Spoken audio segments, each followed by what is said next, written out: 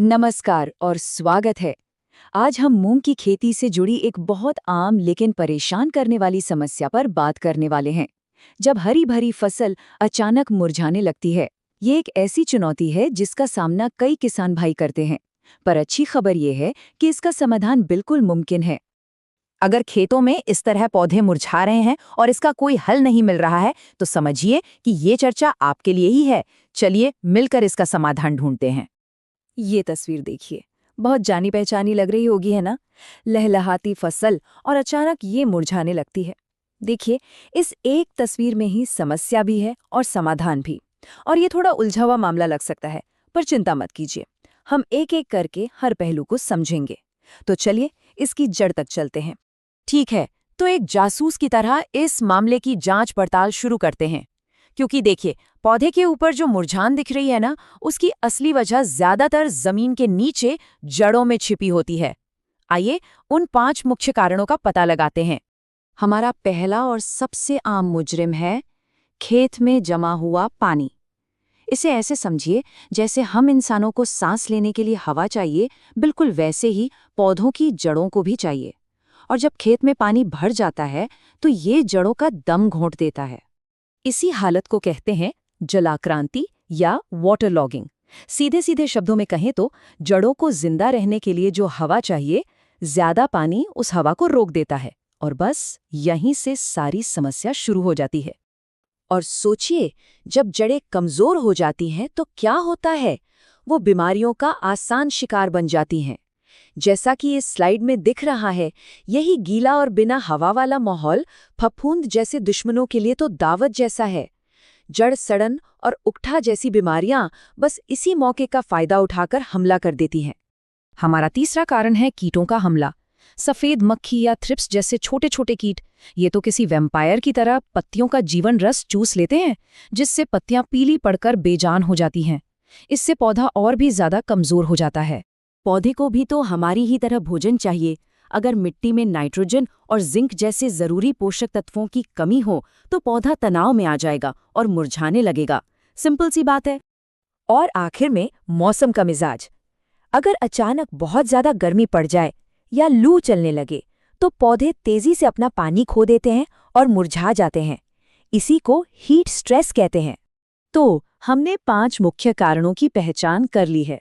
अब आते हैं सबसे जरूरी हिस्से पर। समाधान क्या है? घबराने की कोई जरूरत नहीं है, क्योंकि हमारे पास एक बहुत ही असरदार 4 कदमों वाला एक्शन प्लान है। ये है वो 4 कदम। पानी का सही मैनेजमेंट, मिट्टी की गुड़ाई, फफूंद पर कंट्रोल और पत्तियों के लिए एक पौष्टिक स्प्रे। चलिए अब एक एक करके इन्हें समझते हैं। सबसे पहला और सबसे सबसे जरूरी कदम, पानी को काबू में करना। खेत में ऐसी व्यवस्था होनी चाहिए कि बारिश का फालतू पानी 1 घंटे के अंदर अंदर बाहर निकल जाए। याद रखिए, अगर पानी रुका तो फसल भी रुक जाएगी। एक अच्छी फसल की नींव सही जल निकासी ही है। दूसरा कदम है मिट्टी को सांस लेने में मदद करना। बारिश या सिंचाई के बाद मिट्टी की ऊपरी परत अक्सर सख्त हो जाती है ना? उसे कुलपा या किसी औजार से हल्का हल्का तोड़ना यानी गुड़ाई करना बहुत जरूरी है। इससे जड़ों को वो ताज़ी हवा मिलती है जिसकी उन्हें बीमारियों से लड़ने के लिए सख्त जरूरत है। अब आते हैं सीधे दुश्मन पर वार करने पर। अगर फफूंद लग चुकी है तो उसे कंट्रोल तो करना ही पड़ेगा। इसके लिए हमारे पास 2 मुख्य तरीके हैं। यहाँ 2 रास्ते हैं और खेती की अपनी पद्धति के हिसाब से चुनाव किया जा सकता है। पहला है रासायनिक तरीका। ये एक फास्ट एक्शन वाला उपाय है। कार्बेंडिजिम और मैंकोजेब का 2 ग्राम प्रति लीटर पानी का घोल बनाकर जड़ों के पास डालना है। दूसरा है ऑर्गेनिक तरीका। ये मिट्टी की सेहत को लंबे समय तक सुधारता है। इसमें ट्राइकोडर्मा नाम की एक दोस्त फफूंद को 2 से 3 किलो प्रति एकड़ के हिसाब से मिट्टी में मिलाया जाता है। और हमारा आखिरी कदम है पौधे को एक तुरंत एनर्जी बूस्ट देना। इसे पौधे के लिए एक तरह का ग्लूकोज समझिए।